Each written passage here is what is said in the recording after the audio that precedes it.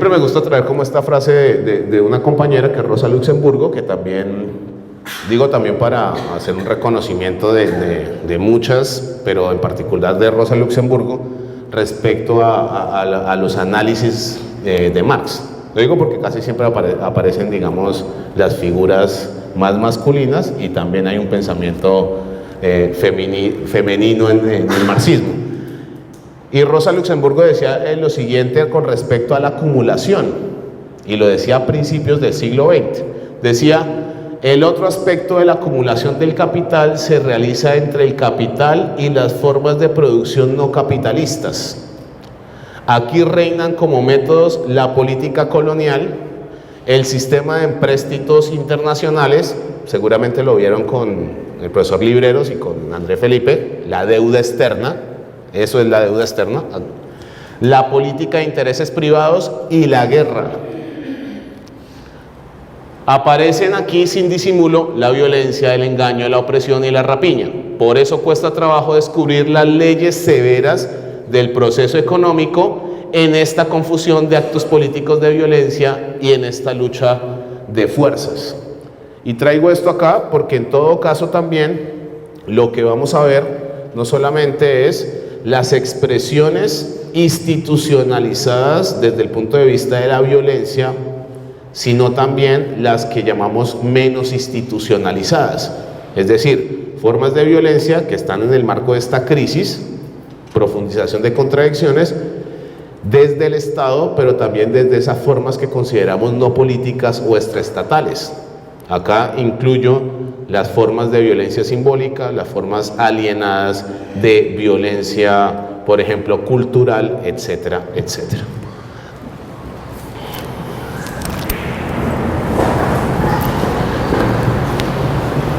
Este es otro autor que seguramente ustedes lo conocen, que se llama David Harvey.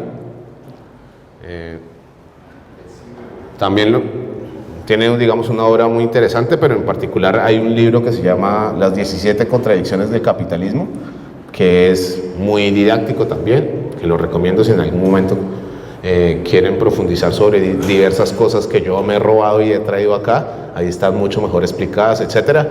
Se las dejo en la bibliografía, que les dejo con los compañeros y compañeras, pero que también insistía sobre lo siguiente, que tiene que ver no solamente con el método, sino con el horizonte político que comentaba. Decía: la brillantez del método dialéctico de Marx es mostrar que la liberalización mercantil, el credo de los liberales y neoliberales, no producirá un estado de armonía en el que todos estarán mejor, sino producirá mayores niveles de desigualdad social, como de hecho ha sucedido durante los últimos 30 años de neoliberalismo. Con lo cual, acá lo que tenemos es, para caracterizar estas tendencias recientes, es que el capitalismo se ha profundizado, pero también se ha profundizado lo que genera en los términos de las leyes que veníamos viendo anteriormente. Y acá hay una suerte de estadísticas que también complementan varios argumentos y ratifican buena parte de las tendencias que hemos registrado a partir de esta lectura del capitalismo contemporáneo. Acá no están actualizadas porque, y esta es otra recomendación que hago en términos también de la escuela, hay un informe que se saca cada enero, seguramente ustedes lo conocen, que se llama el informe Oxfam, que es bastante optimista desde el punto de vista de las cifras. Digo optimista porque las cosas pueden ser peores, y es un informe que lo publican cada enero en una reunión que se llama el Encuentro de Davos, que es una reunión de los líderes de las élites mundiales que se hace en Suiza. Cada año hacen como una reunión donde casi siempre van los presidentes de Colombia y también empresarios, haciendo como una especie de diagnósticos de la economía mundial. Pero se ha vuelto muy famoso ese informe porque trae sobre todo una serie estadística sobre la desigualdad a nivel mundial.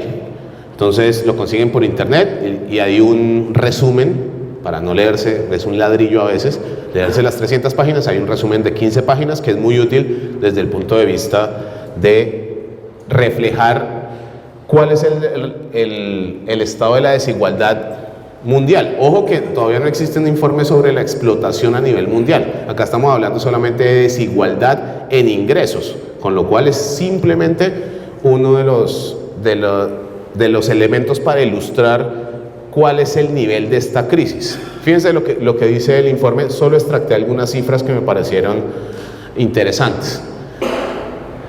En 2016 la riqueza del 1% más rico de la población del planeta superó a la del 99%.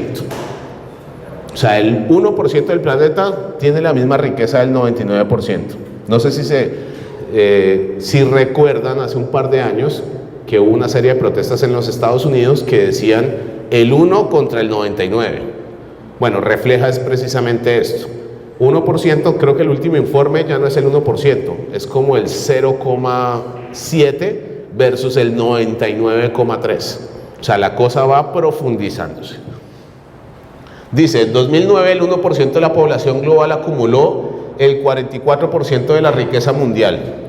En 2014 el 48%, hasta llegar a 50 en 2016. Creo, me corrigen los que lean la versión de este año, creo que el número ahora es 56%.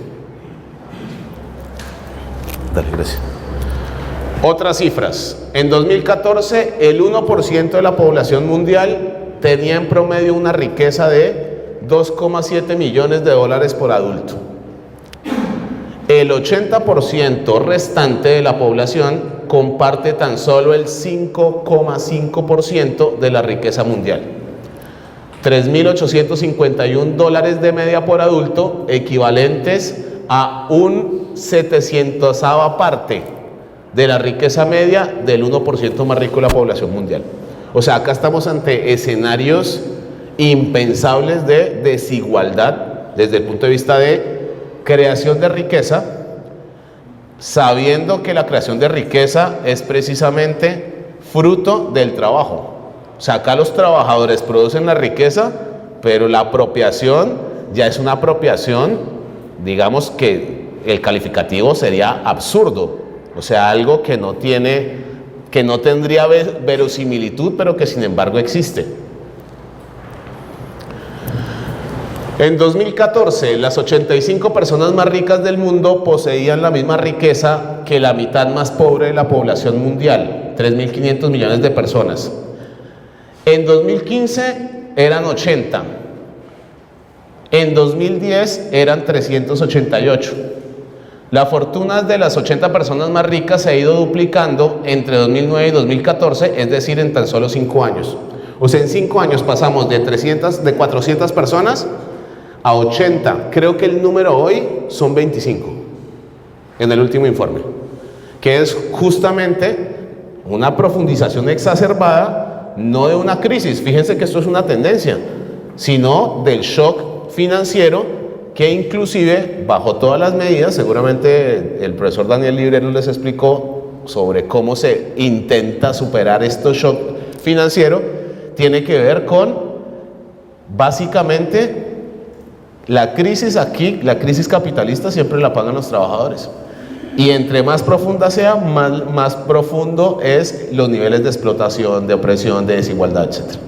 Digo con cifras que no son cifras, digamos, de economía de la Universidad Nacional, sino de un centro que las publica en la reunión de los más ricos del mundo. Fíjense que esto tendería a ser peor. Ni siquiera lo pueden esconder estadísticamente. Más de 1.000 millones de personas viven con menos de 1,25 dólares al día, que es la base que el Banco Mundial establece para diferenciar la gente que está en una línea de miseria, y la de pobreza creo que es 2.25, una cosa así. Esta es la de miseria. 1.000 millones de personas, o sea, uno no tiene, eso a veces no le cabe a uno en la cabeza, porque uno sabe cuántos son 47, uno dice Colombia, pero 1.000 millones de personas, de eso es lo que estamos hablando. Bueno, de esto ya, a ver.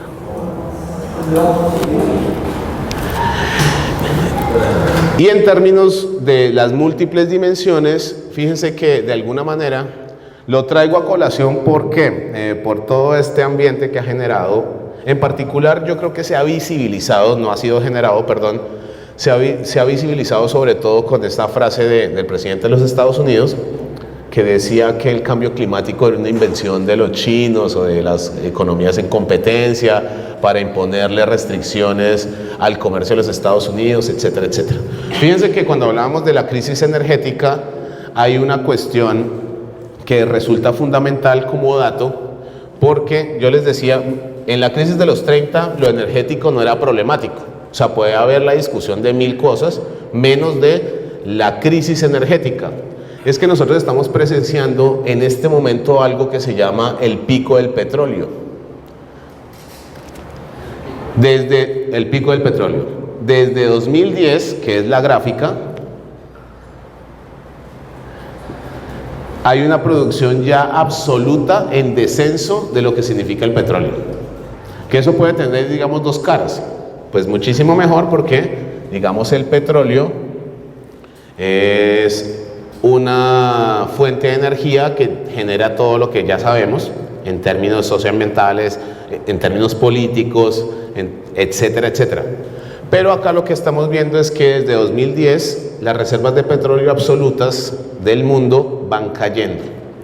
Con lo cual, para ponerlo en perspectiva, las contradicciones que hay en términos de la crisis energética son vitales. ¿Por qué?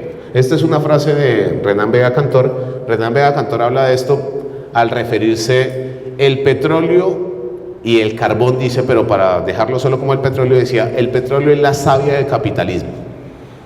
O sea, este tipo de sociedad, pero particularmente su economía, se mueven alrededor de lo que significa el petróleo.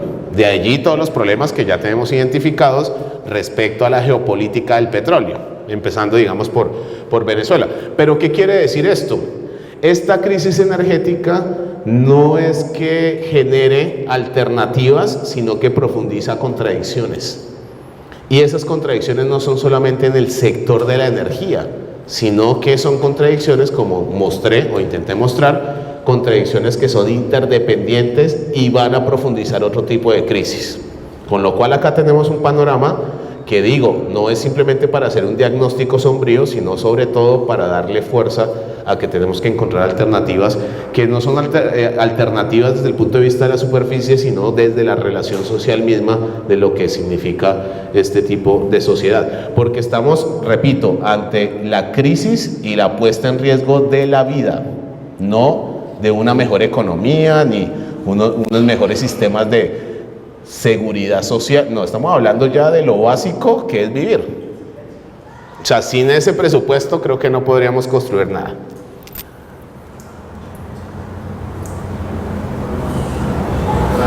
Bueno, esto simplemente era como para ilustrar algo que es una discusión actual sobre la cuestión de la crisis energética. Fíjense que, ¿qué significa el fracking hoy? Hay una característica también de esta crisis. Esta crisis no solamente se quiere resolver con más capitalismo, sino con algo peor, que es más neoliberalismo. Fíjense que la crisis del 30, de alguna manera, había como una especie, dentro de las élites dirigentes, había como una especie de sensatez. Venían de un liberalismo en crisis, pero la salida, que fue la salida keynesiana dentro del capitalismo, de alguna manera los obligó a tener algún tipo de sensatez. Por ejemplo, lo que les contaba, dentro del capitalismo se fueron construyendo una suerte de derechos sociales para legitimar precisamente la recuperación, digamos, del sistema como un todo y en casos particulares. Pero aquí lo que tenemos en esta crisis es como algo que han llamado los académicos disonancias cognitivas. ¿Qué son las disonancias cognitivas? Pues yo lo explico así. Yo soy fumador, entonces yo sé que el cigarrillo causa cáncer. O sea, no es que no lo crea, y yo sé que hay estudios científicos, etcétera, etcétera, pero yo sigo fumando. Entonces dicen, no, está loco. Bueno, los académicos le dicen a eso disonancia cognitiva para que suene más bonito, pero finalmente tiene que ver con algo. Yo sé que eso me hace daño, pero yo sigo haciéndolo y tiene una lógica, porque trato de poner esa idea al lado y reforzar mi creencia, porque para mí, hasta que digamos no esté en un nivel así muy difícil, para mí es más... tiene más, reporta, para decirlo en términos de la economía convencional, más utilidad fumar un cigarrillo que dejarlo sabiendo. Bueno, acá está sucediendo lo mismo, pero a nivel colectivo.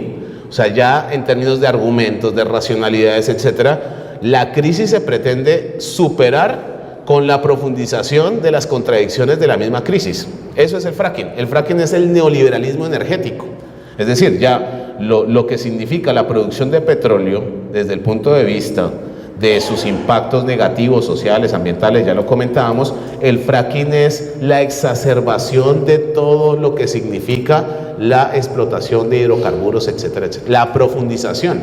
Y con eso se pretende resolver la crisis energética. Acá hay un estudio muy interesante que salió hace 2 años yo creo que debe ser el argumento más fuerte en términos de fracking. Bueno, eso pasa acá se toman decisiones en términos de política económica, sin estudios, sin nada, con base en intereses. En primer lugar, el problema es de uno pensando que eso tiene un carácter técnico, sino tiene que ver con carácter político y de intereses en particular. Pero hace 2 años hay un estudio que es relativamente famoso sobre fracking a nivel mundial del Instituto de Energía estadounidense. Digo, ese documento yo no sé si lo rebatan mucho porque viene del corazón, digamos, de Estados Unidos, del Ministerio Técnico de la Energía de Estados Unidos, que dice que el fracking, el horizonte de utilización de fracking, es decir, de extracción de fracking, va hasta 2030, con lo cual eso no va a revertir el pico del petróleo y sí va a dejar toda una serie de consecuencias socioambientales y más allá. Esas son las que hasta ahora sabemos. Con lo cual, un poco esta imagen era para mostrar que son casi como lo mismo, pero un poco más potenciado. O sea, esto no cambia, digamos, la dinámica y sí confirma buena parte de las cosas que hemos dicho.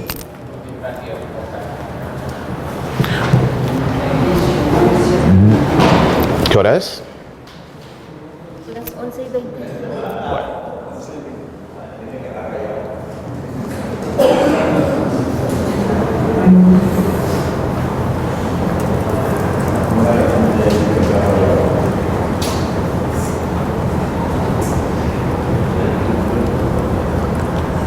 Bueno, entonces ya habíamos hablado sobre esto de la crisis.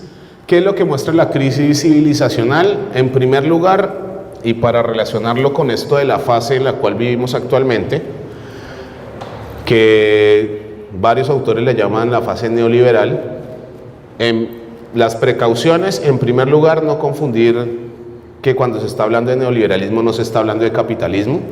Digo, en esto ha habido una serie de debates en la medida en que parecería que cuando se habla de neoliberalismo no se está hablando de capitalismo o se está hablando de una alternativa dentro del capitalismo, que yo creo que en este momento no es posible en términos objetivos. O sea, aquí creería yo que estamos llegando, con base en esta caracterización de crisis civilizacional, a los límites de las opciones políticas, o sea, visiones que no como en los 30, que de pronto podía haber salidas a la crisis, salidas capitalistas a la crisis. Acá lo que estamos en presencia de que básicamente no hay salidas capitalistas a la crisis, con lo cual habría que pensar en el horizonte de fórmulas estrictamente anticapitalistas, y esto se dice no solamente por un análisis político. Fíjense que Michael Roberts, en un artículo que se llama Las perspectivas demográficas del capitalismo, discute la cuestión en términos estadísticos y llega a esta conclusión. Él dice, hay una característica sobresaliente de la estadística del capitalismo del siglo XXI, ya nos está poniendo, digamos, en los años recientes. Dice, el capitalismo es cada vez más incapaz de desarrollar lo que Marx llamó las fuerzas productivas, es decir, la tecnología y la fuerza de trabajo necesarias para expandir la producción de cosas y servicios que se necesita o desea la sociedad humana. Y termina con esto: si se mide por el Producto Nacional Bruto en todas las economías del mundo, el capitalismo mundial le cuesta cada vez más expandirse. O sea, algo que ya había dicho Marx hace mucho tiempo, lo trae acá, y por eso decía que la pregunta sobre la comprobación matemática, etcétera, o sea, acá ya en la discusión estadística, que para algunos es irrefutable, para mí no, pero digamos con números estrictos, estamos llegando a límites que son insondables en términos de la expansión de este tipo de sociedad. El neoliberalismo es resiliente, es decir, el capitalismo se recupera, tiene capacidad de recuperarse ante las crisis.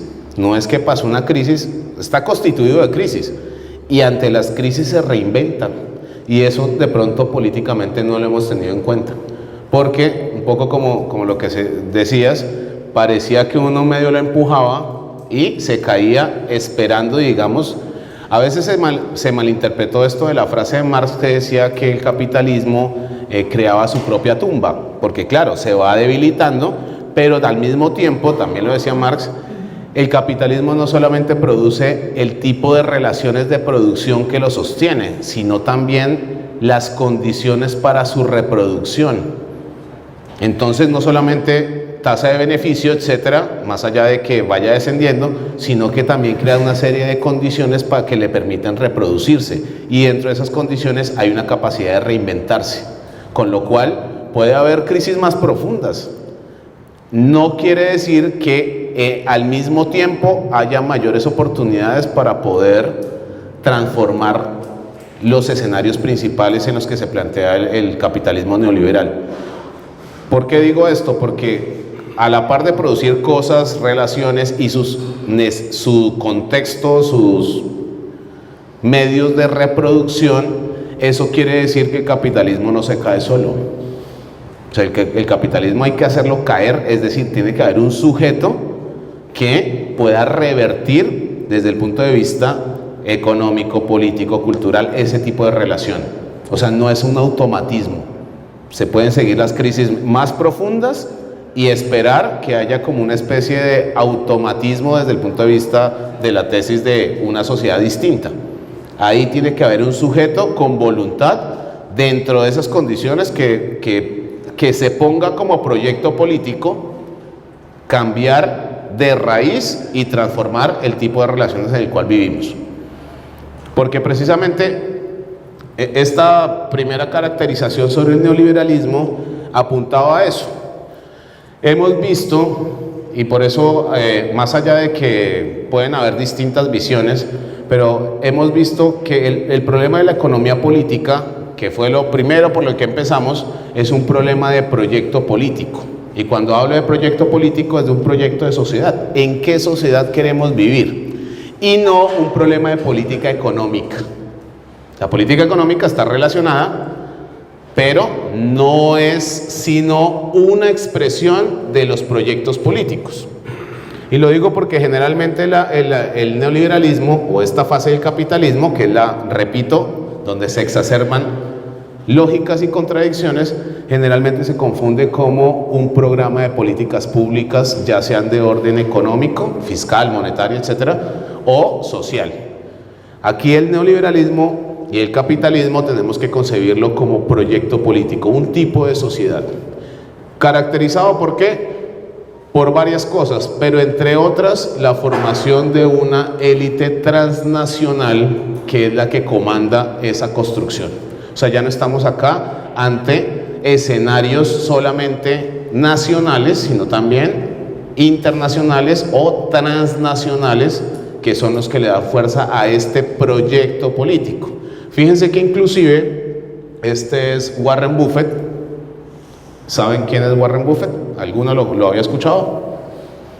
Bueno, busquen ahí por Wikipedia. Es uno de los que hace parte del club de los millonarios. Dice lo siguiente, ojo, porque a veces cuando uno dice esto acá en Colombia se asustan. Dice, hay una lucha de clases, perdón que no se me fue en inglés, o también digamos para que es exactamente la frase que dijo. Warren Buffett, de los 25 millonarios de la estadística anterior, dice: hay una guerra de clases, una lucha de clases. De acuerdo, pero es mi clase, la clase rica, la que está haciendo esa guerra y la estamos ganando. Pero no lo dijo en una reunión privada, lo dijo en el New York Times en el 2006.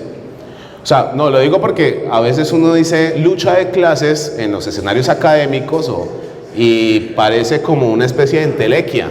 Acá lo está diciendo alguien, digamos, que hace parte de este club de los millonarios. ¿Por qué digo esto? Porque, vuelvo y repito, el neoliberalismo capitalista, de en adelante voy a decir solo neoliberalismo para no hacer tanta precisión, solo como cuestión didáctica, el neoliberalismo es sobre todo un proyecto político. Y ese proyecto político tiene las dimensiones del capitalismo. Esta es una fase. Ya hemos hablado acá, el capitalismo es procesos de explotación económica, de dominación política, de configuración cultural, etcétera. O sea, no hay que reducir el neoliberalismo simplemente a una serie de medidas y menos de política fiscal y monetaria. Va mucho más allá. Y que tiene que ver un poco con lo que planteabas respecto a las alternativas, porque si el diagnóstico es que eso solo es política económica, pues hay que cambiar la política económica y ya. No, acá hay que transformar las relaciones sociales en distintos ámbitos.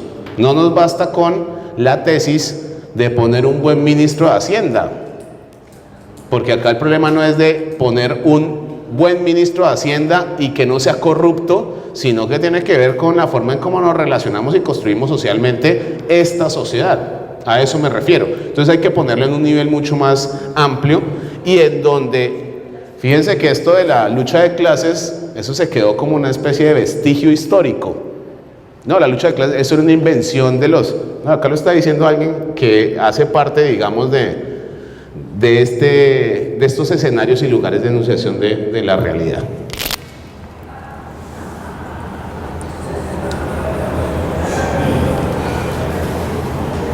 Entonces, insisto con esto de diferenciar proyecto político y programa de políticas, para decirlo de otra manera y que se entienda.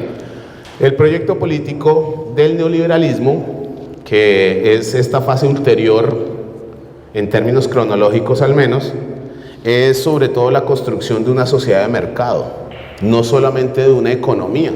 Fíjense lo que dicen los principales intelectuales, los que reflejan buena parte de este proyecto, que a veces no podemos captar desde los actores más reales, sino desde esos que hacen una síntesis de lo que significa este proyecto. Ellos hablan de la construcción de una sociedad de mercado, y esa sociedad de mercado se ha ido construyendo al menos durante los últimos 40 años. Yo casi siempre hago una cronología del neoliberalismo desde el 73 hasta acá. Y lo ubico del 73, no porque un día apareció el neoliberalismo y el otro día no estaba, sino como las fechas históricas, que uno escoge una fecha de referencia. Y lo ubico del 73 por varias razones, pero en particular porque ese es el día, el año del 11 de septiembre, en donde se da el golpe a Salvador Allende, que entre otras cosas es el primer gobierno socialista elegido vía electoral. O sea, yo creo que eso tiene también un significado, y tiene un significado desde el punto de vista de lo que significaba esa vía democrática, que por ahí la vi, había como una cartelera, eso, vía democrática al socialismo, la reacción del capital ante unos cambios mínimos, la violencia del capital, porque entre otras cosas, ese hecho marca la progresiva y paulatina destrucción de la esperanza capitalista del bienestar hacia el escenario que estamos viviendo hoy, que caracterizamos como muy autoritario. El neoliberalismo empieza en el mundo con dictaduras militares. El relato es que después de la dictadura chilena, ¿se acuerdan cuál siguió? ¿Qué dictadura siguió? Argentina de Videla. Bueno, un año antes de Pinochet fue Uruguay. Paraguay ya venía antes, pero después vino Videla, etcétera. Todo ese tipo de políticas que tienen como lugar inaugural Suramérica, Plan Cóndor, etcétera, fueron transferidas sistemáticamente después, también selectivamente acogidas por los gobiernos Thatcher y Reagan. O sea, lo que trato de decir acá es que, ojo que el neoliberalismo nació fue acá, no en Estados Unidos y en Gran Bretaña. Claro, es un experimento y un experimento bastante profundo en términos de atravesado por un arco autoritario, porque para poder implementar ese tipo de políticas se necesitaban niveles absurdos de violencia. Ustedes saben por todo lo que pasó en la dictadura chilena, o sea, campos de concentración, y acá no estoy haciendo analogías, campos de concentración. ¿Por qué fue lo que pasó en Argentina? Que la dictadura militar le sacaba a los chicos a las embarazadas, las desaparecía y esos chicos se los transfería a familias de militares porque había que cambiar la sociedad de los subversivos. O sea, estamos en un escenario que no es el escenario, por eso hago la distinción, porque no es el escenario de Reagan y Thatcher que le da un toque democrático al neoliberalismo. No, el neoliberalismo esta fase está caracterizada por una violencia exacerbada, tanto institucional como parainstitucional. El inicio, por supuesto. Entonces, por eso quería hacer como esa distinción y insistir. Dale. El tema del narcotráfico era parte de la resiliencia del capitalismo. La economía del narcotráfico a nivel mundial.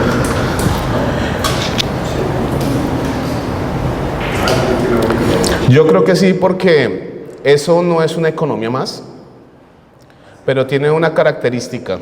Me parece que el tema de los narcóticos ha alimentado, en particular en Colombia, algo que, por ejemplo, el profesor Jairo Estrada caracteriza como Estado mafioso.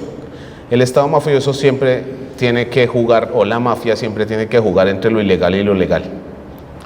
Y eso es, digamos, algo que ha atravesado, pero no solo económicamente, sino también culturalmente. Y hace parte, yo diría que hace parte de cómo se conciben varias lógicas de un capitalismo que es mucho más fluido a partir de economías como esa. El capitalismo nunca ha sido estrictamente legal. Acuérdense que de acá hay también un margen de violencia que no es el que lo explica, pero sí el que genera las condiciones para que eso pueda, digamos, fortalecerse. Y digo violencia también y parainstitucional, porque, por ejemplo, cuando Obama, no, pongamos un ejemplo criollo, cuando acá se pone el 4 por mil, ese es un ejercicio de violencia, porque uno tiene que asumir la deuda de otros y además en un sentido diferencial. Hay un criterio de clase también, porque acá estábamos no dejando caer los bancos, que son los que más han ganado desde los 90, pero cuando hay deuda social, esa deuda sí se socializa, ¿se entiende? Entonces hay ejercicios de violencia, digo, para que la violencia no se entienda simplemente con coger un palo y pegarle al otro. O sea, acá es constitutiva de las relaciones sociales en este tipo de sociedad, ¿se entiende? Entonces yo insisto con esto, así por favor, lo que se llama economía global, que al principio Lenin decía eso, ya tenemos, digamos, una integración mundial del capitalismo, desigual y asimétrica, pero integración, no zonas donde el capitalismo no había llegado, hoy tenemos eso. Entonces esa expansión es mucho más fluida, desde mi punto de vista. Bueno, entonces, ¿alguien más había levantado la mano? No, yo quería como aportar hablando del tema del narcotráfico, que el capitalismo no puede subsistir sin la economía ilegal. Es una fuente importante de sustento, no solamente el narcotráfico, porque además siempre se habla de la droga, que no es la principal fuente de financiamiento. Es que la droga se habla de personas y el tráfico de armas. Pero además en todo nivel, o sea, el droga celular hacen parte de la economía del mercado. Y Y siempre sostenidas también por políticas de Estado. Fíjense que, por ejemplo, en Argentina, toda esta oleada del emprendimiento está llevando a que la gente alquile todo lo que tiene en su casa, desde un sofá hasta las bicicletas por horas. Claro, contextos, digamos, muy deprimidos desde el punto de vista social, etcétera, y la lógica es que tú alquiles todo, hasta te alquiles a ti mismo, por horas.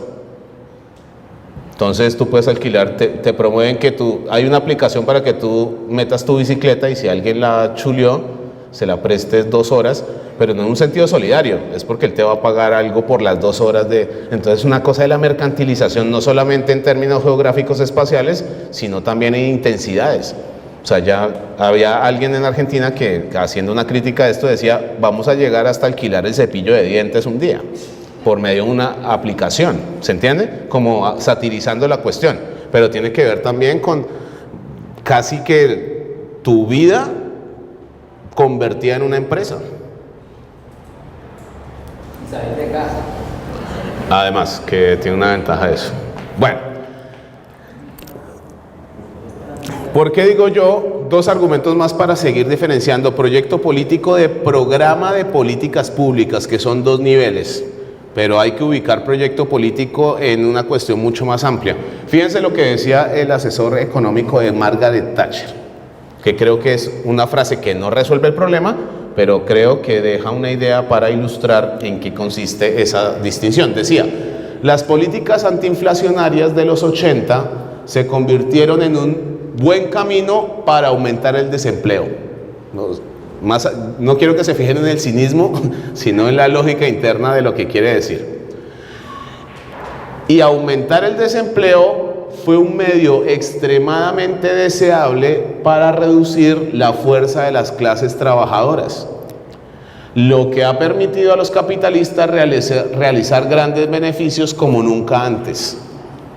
O sea, fíjense que el significado de la política antiinflacionaria no tenía que ver solamente con la inflación, sino que iba más allá a una especie de lógica, inclusive política. Es que con las políticas antiinflacionarias que afectaban el desempleo, en última lo que nosotros lográbamos era desbaratar la fuerza relativa de los trabajadores. Y no por desbaratarla en sí misma o por sí misma, no, es que con eso lográbamos también elevar, intentar recuperar esto que veíamos en la tasa de la crisis, la tasa de ganancia. Ojo que esto no lo dijo en ninguna reunión, lo dijo públicamente.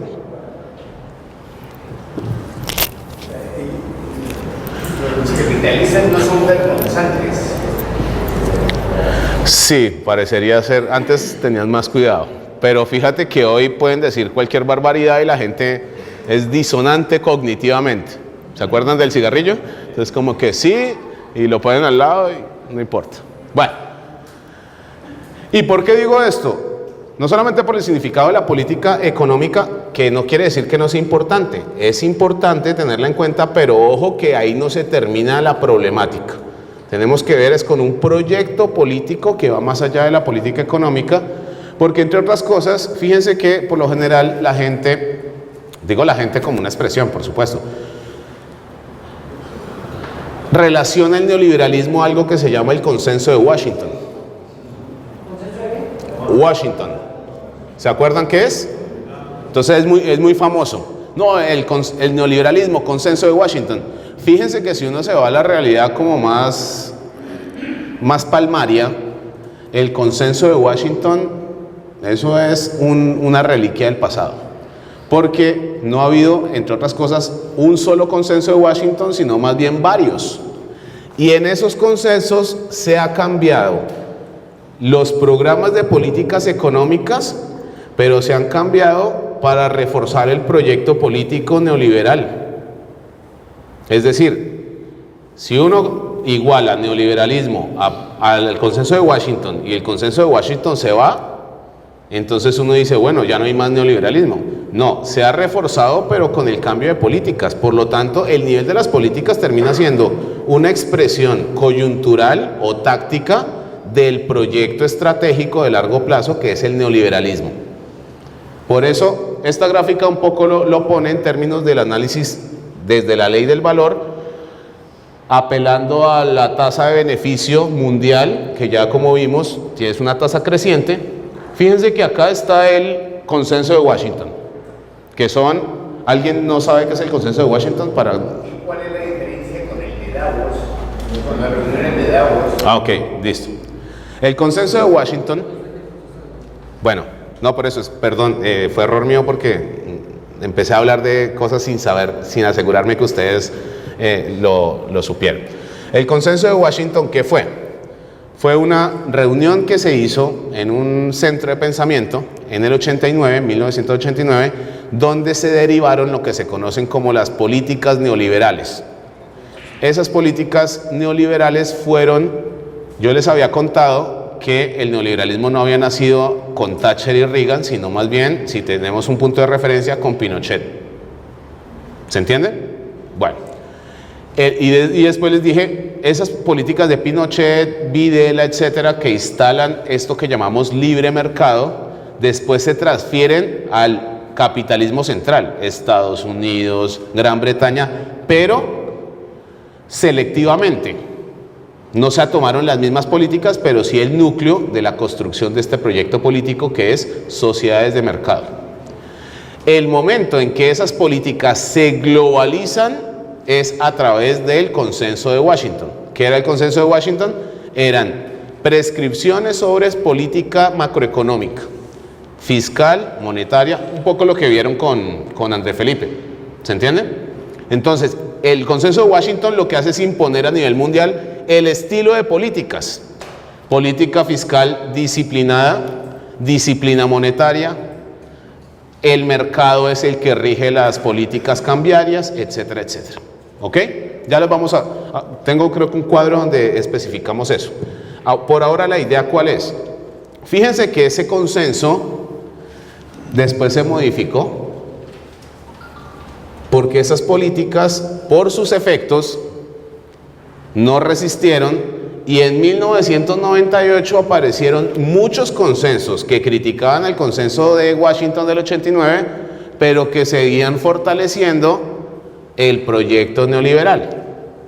¿Se entiende? Entonces ahí aparecieron, esto tiene un protagonismo los colombianos, porque uno de los que juega acá un papel, hay dos personas que juegan un papel clave en el neoliberalismo mundial, que son colombianos, que se llaman José Antonio Ocampo y Guillermo Perry, que los dos han sido ministros de Economía, bueno, acá se llama Hacienda, colombianos.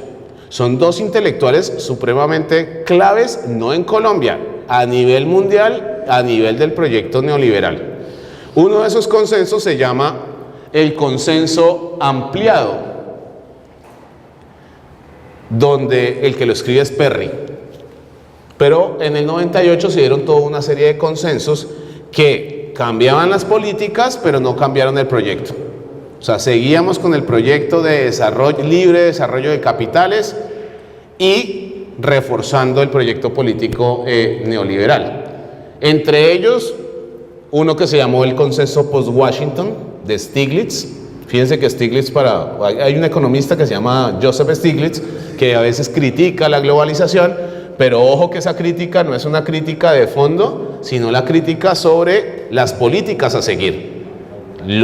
Que la globalización neoliberal siga adelante no lo discute, pero dice, ojo, porque acá las políticas no pueden ser las políticas de hace 30 años, porque acá estamos en una época de turbulencia, volatilidad, etcétera, etcétera, etcétera, pero ahí no se discute el proyecto neoliberal, se discute el programa de política pública que cambia en las coyunturas y cambia precisamente de acuerdo a cuáles han sido los resultados de corto plazo de esas políticas, la resistencia a esas políticas. Fíjense que ahora el consenso que soporta el neoliberalismo tiene en cuenta la historia reciente de América Latina. O sea, a ellos les llama la atención, les voy a poner un ejemplo, hacia el 2006 aparece muy fuertemente en el Banco Mundial algo que se llama las políticas de transferencia monetaria condicionada, que es una especie de política social fuerte, pero eso no lo hacen porque les pareció moral o les pareció ético avanzar en términos de la miseria y la pobreza en América Latina. Lo hacen es porque al lado tienen una serie de apuestas políticas donde hay una perspectiva que la política social sea fuerte. Entonces no lo están haciendo en términos técnicos ni porque no se les había ocurrido, sino que acá hay un entramado político. Lo que quiero decir es que acá el problema de la política económica tiene que analizarse desde la política, en un sentido político, y también el proyecto político tiene que tener una traducción desde el punto de vista de política económica, su programa, medidas, etcétera. O sea, van conectados los dos, ¿se entiende? Entonces, es fundamental no confundir neoliberalismo con programa de políticas y ponerlo en perspectiva de lo que llamaríamos el proyecto político. Acá está un poco, yo no sé si alcancen a ver, acá hay como una especie de comparación de los consensos. El consenso este que es muy famoso, que es el consenso de Washington del 89, prescripciones de política macroeconómica. Los gobiernos tienen que seguir estas políticas. Detrás, ¿quiénes estaban? FMI, Banco Mundial, con condicionalidades, porque los países se habían endeudado y les dijeron, oiga, usted para pagarme tiene que hacer esto. Entonces se globaliza el estilo de políticas, digamos, neoliberales. Pero, por eso, la fase de ajustes. Por eso casi siempre se identificó el neoliberalismo con estos principios. ¿Qué era lo que mandaban a hacer esas políticas? Desregular, pero ¿desregular qué? No, desregular lo que estaba sometido a la intervención estatal o a la regulación estatal. Eso es lo que había que desregular. Privatizar, pero ¿privatizar qué? Privatizar lo que estaba en manos de propiedad estatal. No era privatizar. Liberalización. ¿Liberar qué? Todo esto de, ¿cómo podemos superar la pobreza, la miseria, inclusive el subdesarrollo? Con libre comercio. Entonces usted libera y puede desarrollarse. Eso era el consenso de Washington del 89. Vía política fiscal, política monetaria, política cambiaria. Internacionalizarse. Los tratados de libre comercio producen desarrollo. Bueno, esto ya lo sabemos, digamos. Esto es lo que hemos venido aplicando hace mucho tiempo. Y financiarizarse. Esos eran como los ejes de ese consenso original. Fíjense que los otros consensos plantean cosas que son diferentes, pero mantienen esto que se llama la acumulación de capital basada y liderada por el mercado. Eso no se discute, se cambiaron políticas económicas, políticas fiscales, políticas monetarias, pero ese concepto básico no se toca, no se discute. La estabilización macroeconómica no se discute y la orientación de la producción económica hacia afuera, es decir, hacia el mercado internacional, no se discute, pero sí hay cambios en las políticas. Entonces digo, hay que diferenciarlos porque ahora los referentes siguen siendo parecidos, pero no son los mismos. Estos nuevos consensos enfatizan en la regulación, en la desprivatización, que no es la privatización, sino la desprivatización, la liberalización, la descentralización público-privada. Voy a poner este ejemplo. Fíjense que en el primer consenso decían, mire, usted lo que tiene es que privatizar.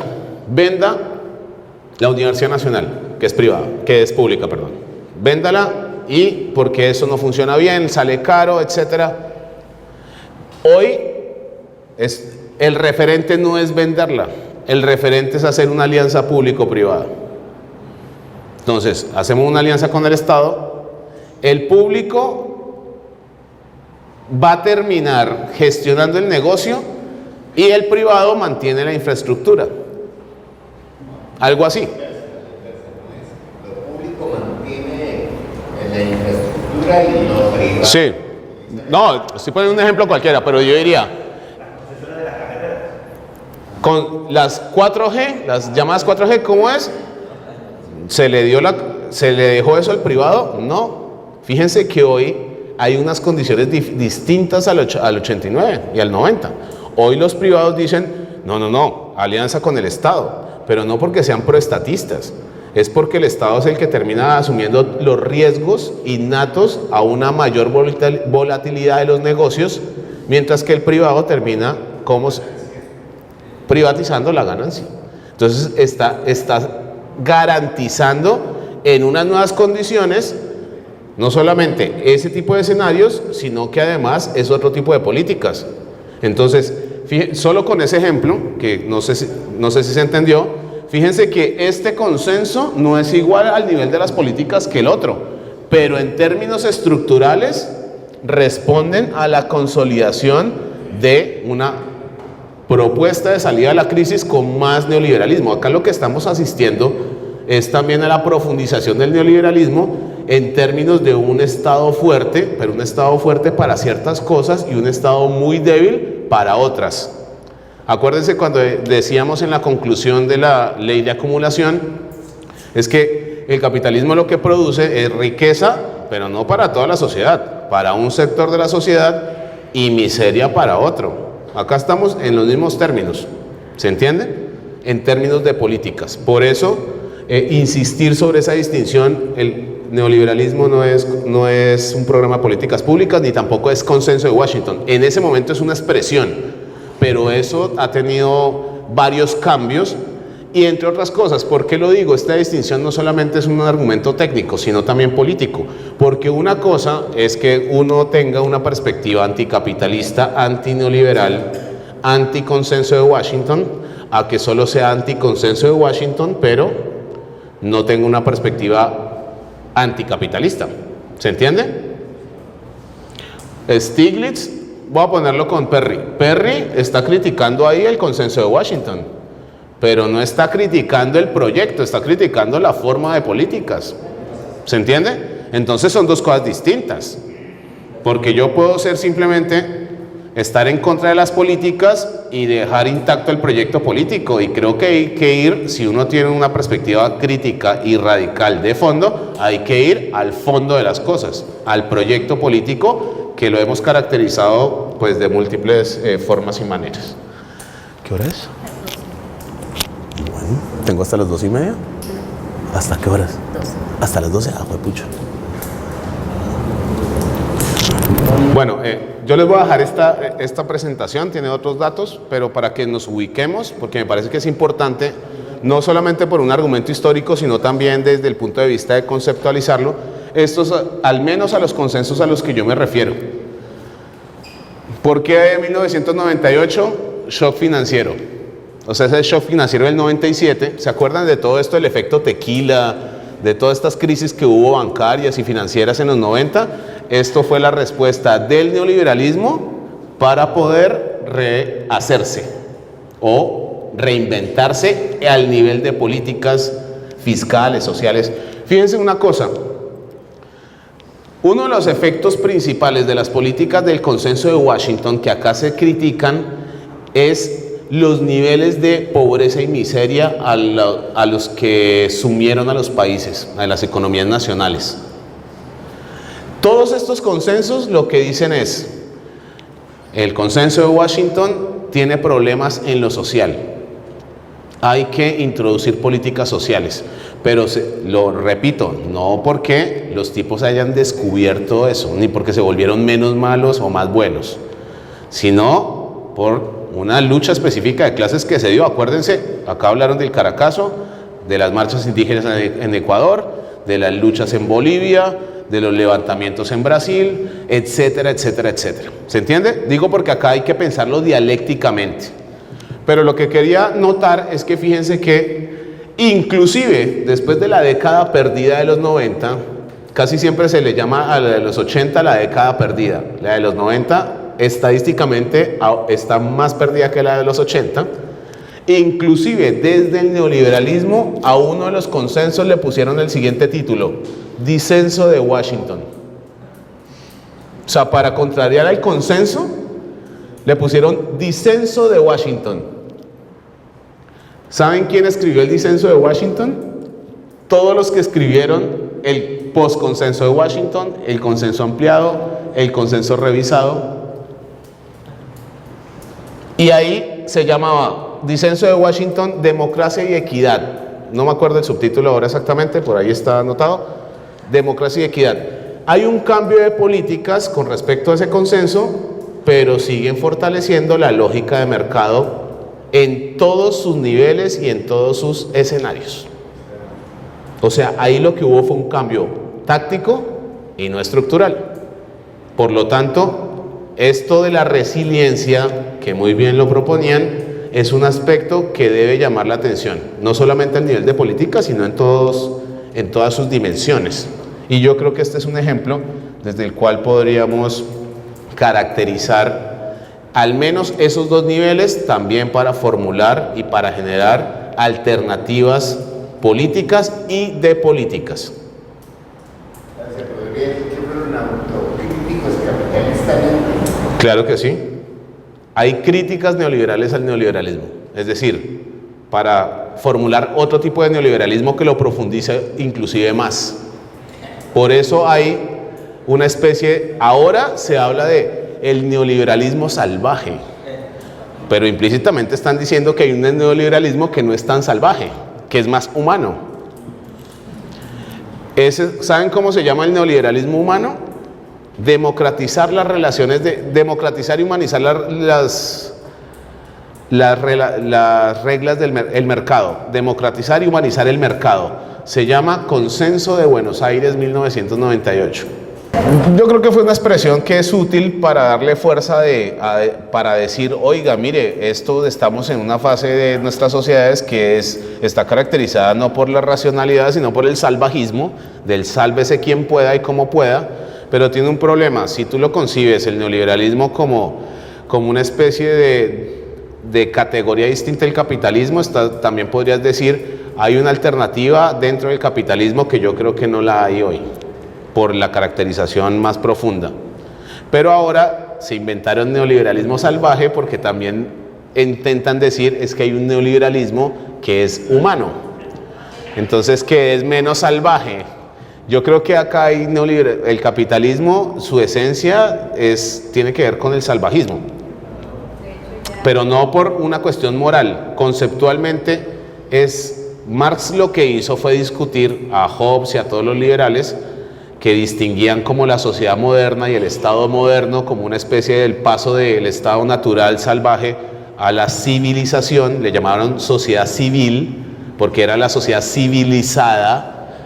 Marx decía, mire que esta sociedad no nos lleva hacia el progreso, sino hacia atrás, o sea, a comportarnos como unos salvajes, porque es el sálvese quien pueda, es el instinto predador, ¿se entiende?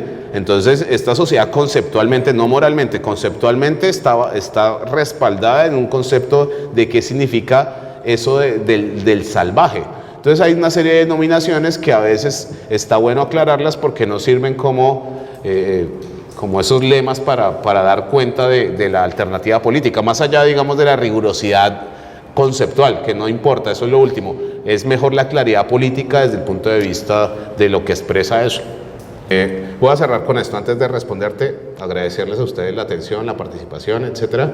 Desafortunadamente no tuvimos más tiempo para ampliar cosas, pero estoy, digamos, siempre abierto les voy a dejar el material para los que los quieran revisar y desde luego mis datos, etcétera, para intercambiar, no para responder preguntas porque no respondo preguntas, sino que intercambio con ustedes, que también, pues de hecho hoy aprendí varias cosas con ustedes y las articularé para difundirlas, etcétera. Bueno, la primera pregunta, sí, de hecho acá hay una tesis que yo le ponía, el neoliberalismo no es monolítico, sino plural y diverso,